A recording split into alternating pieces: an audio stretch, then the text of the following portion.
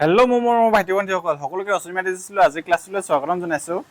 আজি আমি এইটো ক্লাছত ক্লাছ 6 বিজ্ঞানৰ এটা অতি সুন্দৰ পাঠ আলোচনা কৰিম। পাঠটোৰ নাম হ'ল বিজ্ঞানৰ বিচিত্ৰ জগতখন। কিন্তু মই পাঠটো আলোচনা কৰাৰ আগতে মই তোমালোকক এটা প্ৰশ্ন সুধিব বিচাৰিছোঁ। বিজ্ঞান বুলি ক'লে তোমালোকৰ মনলৈ প্ৰথমে কি আহে? ইয়াত তোমালোকে কোনোবাই ক'ব পাৰা যে পৰীক্ষাগাৰ, কোনোবাই ক'ব পাৰা পৰীক্ষা, কোনোবাই ক'ব পাৰে বিজ্ঞানৰ কিতাপ। কিন্তু বিজ্ঞানৰ প্ৰকৃত অৰ্থ কি তোমালোকে কি জানানে? কিন্তু প্ৰকৃততে বিজ্ঞান মানে হ'ল জ্ঞান। এতিয়া আমাক 2 নম্বৰ পইণ্টটো কি দি আছে চোৱাচোন। বিজ্ঞান পৰ্যবেক্ষণ আৰু পৰীক্ষা নিৰীক্ষাৰ জৰিয়তে জ্ঞান লাভ কৰাৰ পদ্ধতি। বিজ্ঞান কি বুলি কৈছে? পৰ্যবেক্ষণ আৰু পৰীক্ষা নিৰীক্ষাৰ জৰিয়তে জ্ঞান লাভ কৰা পদ্ধতি বুলি কৈছে। অৰ্থাৎ কোনো বিষয়ৰ বিষয়ে পৰ্যবেক্ষণ, অনুসন্ধান আৰু পৰীক্ষাৰ জৰিয়তে লাভ কৰা জ্ঞানেই বিজ্ঞানৰ কি হয়? মূল ভিত্তি হয়। ইয়াকে বুজাইছে। আশা কৰোঁ সকলোৱে 1 নম্বৰ আৰু 2 নম্বৰ পইণ্টটো বুজি পালা। কেৱল কাহিনী, বিশ্বাস বা কল্পনা বিজ্ঞান নহয়। যিবিলাক কাহিনী আছে, বিশ্বাস বা কল্পনা এইবিলাক কি নহয় বুলি কৈছে? বিজ্ঞান নহয়। যিকোনো বৈজ্ঞানিক সিদ্ধান্তৰ বাবে প্ৰমাণৰ প্ৰয়োজন। বৈজ্ঞানিক সিদ্ধান্তৰ বাবে কিহৰ প্ৰয়োজন হ'ব? আমাক প্ৰমাণ দেখুৱাব পাৰিব লাগিব। বুজি পাইছানে? তেতিয়া আমি তাক কি বুলি ক'ম? বিজ্ঞান। আশা কৰোঁ সকলোৱে ইমানলৈকে বুজি পাইছা। একেবাৰে সহজ হয় আৰু মই যিমান পাৰোঁ সিমান সহজভাৱে এই পাঠটোত থকা গোটেই ইম্পৰ্টেণ্ট পইণ্টবিলাক মই উলিয়াই দিবলৈ চেষ্টা কৰিছোঁ, যাতে তোমালোকে পৰীক্ষাত যিকোনো কুৱেশ্যন আহিলে তোমালোকে কৰিব পাৰা। আৰু আমি যদি এই পাঠটো যদি সম্পূৰ্ণ লাইন বাই লাইন যদি পঢ়ি থাকোঁ, আমাৰ ভিডিঅ'টো বহুত দীঘলীয়া হৈ যাব, নহয় জানো? সেইকাৰণে মই কি কৰিছোঁ, তোমালোকৰ যিমানবিলাক ইম্পৰ্টেণ্ট পইণ্ট আছে গোটেইবিলাক মই উলিয়াই দিছোঁ। আৰু এই পইণ্টবিলাক তোমালোকে পঢ়িলেই হ'ল। তোমালোকে যিকোনো কুৱেশ্যন আহিলে তোমালোকে এক্সামত কৰিব পাৰিবা। এতিয়া উদ্ভিদৰ বৃদ্ধি পৰ্যবেক্ষণ কৰি বিজ্ঞান শিকিব পাৰি বুলি কৈছে। এতিয়া উদ্ভিদৰ বৃদ্ধি পৰ্যবেক্ষণ কৰিনো কেনেদৰে বিজ্ঞান শিকিব পাৰি? এতিয়া মই তোমালোকক এটা সৰু উদাহৰণ দিওঁ।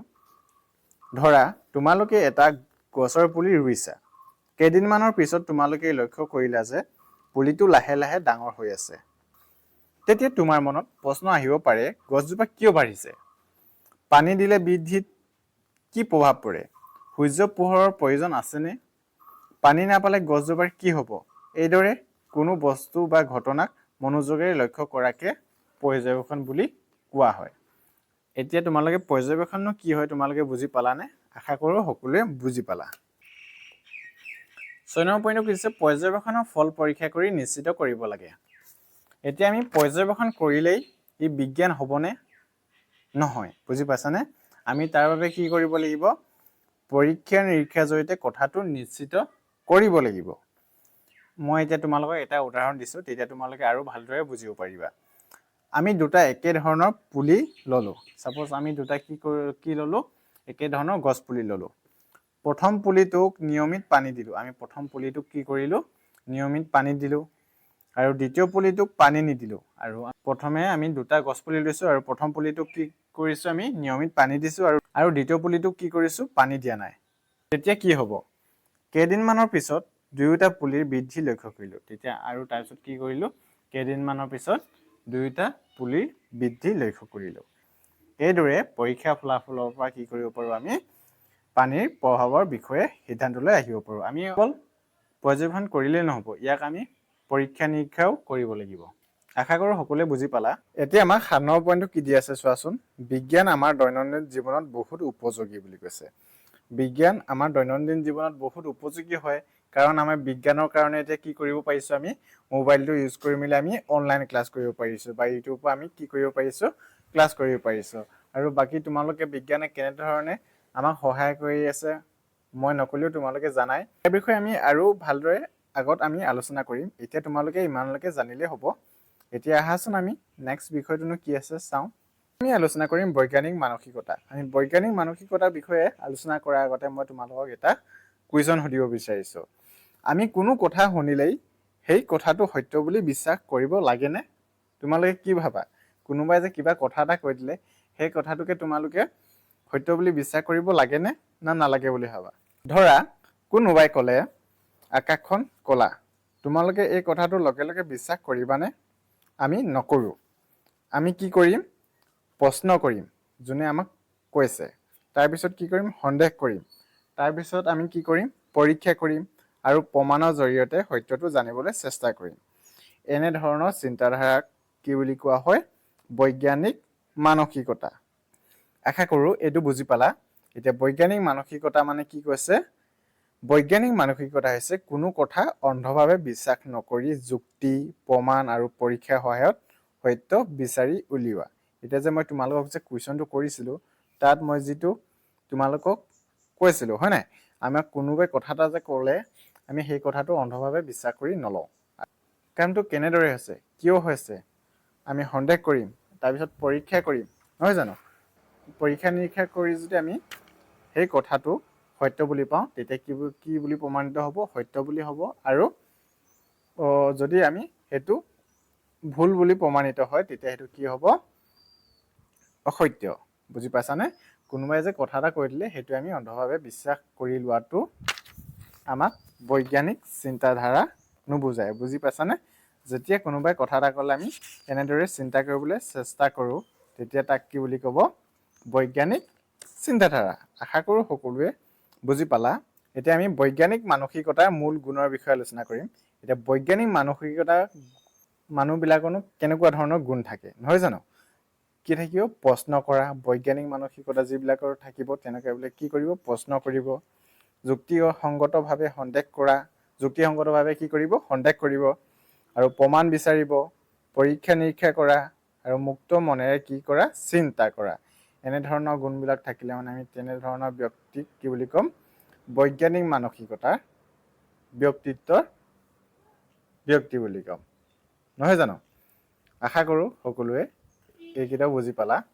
এতিয়া আমি নেক্সট কি আছে আমি আলোচনা কৰোঁ আহাচোন। এতিয়া আমি গেলিলিঅ'ৰ পৰীক্ষাৰ বিষয়ে আলোচনা কৰিম। গেলিলিঅ' নামটো শুনিছানে? যদি তোমালোকে শুনা নাই তেনেহ'লে তোমালোকে গুগলত চাৰ্চ কৰিব পাৰা বা তোমালোকে কিতাপতো ইয়াৰ বিষয়ে জানিব পাৰা। গেলিলিঅ' এজন বিখ্যাত বিজ্ঞানী হয়। এতিয়া কি কৈছে? গেলিলিঅ' পৰীক্ষানো কি হয় এতিয়া আমি চাওঁ আহাচোন।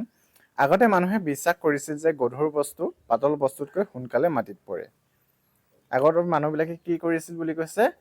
বিশ্বাস কৰিছিল যে যিবিলাক গধুৰ বস্তু আছে সেইবিলাক যদি আমি ওপৰত দলিয়াই দিওঁ, তেতিয়া কি কৈছে? গধুৰ বস্তু পাতল বস্তুতকৈ সোনকালে মাটিত পৰিব বুলি বিশ্বাস কৰিছিল বুলি কৈছে। গেলিলিঅ'ই এই কথাত সন্দেহ কৰিলে আৰু ইয়াৰ সত্যতা পৰীক্ষা কৰিবলৈ পিছাৰ হেলনীয়া মিনাৰৰ পৰা দুটা ভিন্ন ওজনৰ শিল একেলগে পেলাই দিলে। গেলিলিঅ'ই এই কথাটোত কি সত্য বুলি নাভাবি ইয়াক কি কৰিলে? সন্দেহ কৰিলে। আৰু ইয়াক কি কৰিলে? পৰীক্ষা কৰিবলৈ কি কৰিলে? পিছাৰ হেলনীয়া কি কৰিলে? হেলনীয়া মিনাৰৰ পৰা দুটা ভিন্ন ওজনৰ বেলেগ বেলেগ ওজনৰ শিল একেলগে পেলাই দিলে। এতিয়া ফলাফলটোনো কি পালে চাওঁ আহাচোন। দুয়োটা শিলেই প্ৰায় একে সময়তে মাটিত পৰিল। দুয়োটা শিলেই প্ৰায় একে সময়ত মাটিত পৰিল। ইয়াৰ দ্বাৰা পুৰণি বিশ্বাসটো ভুল বুলি প্ৰমাণিত হ'ল। মানুহবিলাকে বিশ্বাস কৰিছিল যে যদি আমি এটা গধুৰ বস্তু আৰু এটা পাতল বস্তুৰ ওপৰত যদি দলিয়াই দিওঁ, তেতিয়া গধুৰ বস্তুটো আগতে তলত পৰিব বুলি বিশ্বাস কৰিছিল। কিন্তু গেলিলিঅ'ই সেইটো পৰীক্ষা কৰি দেখুৱালে যে দুইটা বস্তু একে সময়তে মাটিত পৰিব। বুজি পাইছানে? গতিকে গেলিলিঅ' কি আছিল? বৈজ্ঞানিক মানসিকতাৰ ব্যক্তি আছিল। বুজি পাইছানে? যিহেতু গেলিলিঅ'য়ে সেই কথাটো সত্য বুলি নাভাবি সন্দেহ কৰিলে আৰু সন্দেহ কৰি মেলি কি কৰিলে? পৰীক্ষা নিৰীক্ষা কৰি প্ৰমাণ কৰি দেখুৱালে যে গধুৰ বস্তু আৰু পাতল বস্তু একেটা সময়তে মাটিত পৰিব বুলি। আশা কৰোঁ সকলোৱে বুজি পালা। একেবাৰে সহজ হয়নে? এতিয়া আমি ইয়াৰ পৰা এটা মূল শিক্ষা এটা পাওঁ। ইয়াৰ পৰা বুজি পাইছানে? কি শিক্ষা পাওঁ চোৱাচোন। কেৱল শুনা কথা বিশ্বাস নকৰি পৰীক্ষা আৰু প্ৰমাণৰ দ্বাৰা সত্যতা নিৰ্ণয় কৰিব লাগে।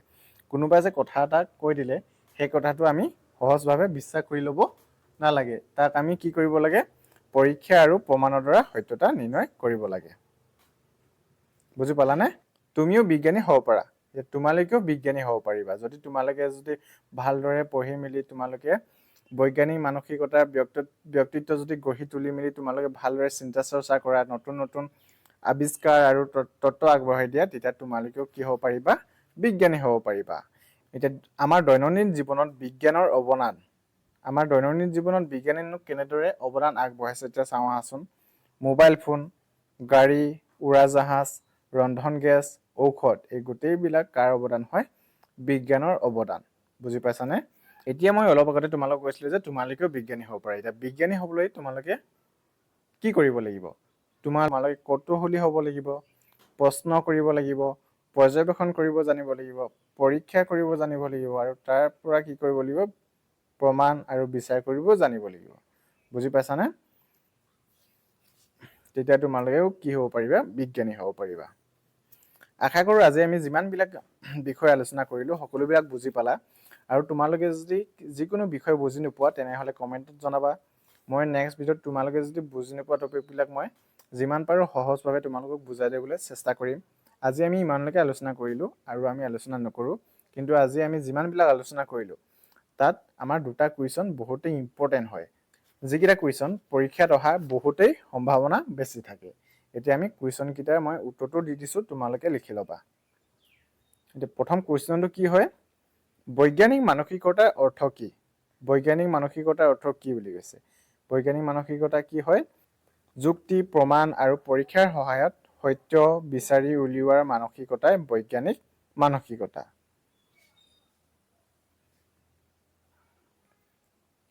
এইটো তোমালোকে লিখি ল'বা। এতিয়া নেক্সট কুৱেশ্যনটো কি আছিলে? এতিয়া নেক্সট কুৱেশ্যনটোৰ আনচাৰটো চোৱাচোন। গেলিলিওৱে কি প্ৰমাণ কৰিছিল বুলি কৈছে?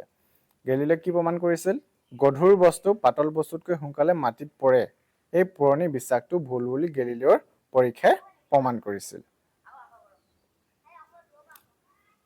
গতিকে এইকেইটা তোমালোকে বহীত ভালদৰে লিখি ল'বা। আজি ভিডিঅ'টো আমি ইমানতে সামৰণি মাৰিছোঁ, আৰু তোমালোকে যদি ভিডিঅ'টো ভাল পালা তেনেহ'লে লাইক, কমেণ্ট, শ্বেয়াৰ আৰু ছাবস্ক্ৰাইব কৰিবলৈ নাপাহৰিবা।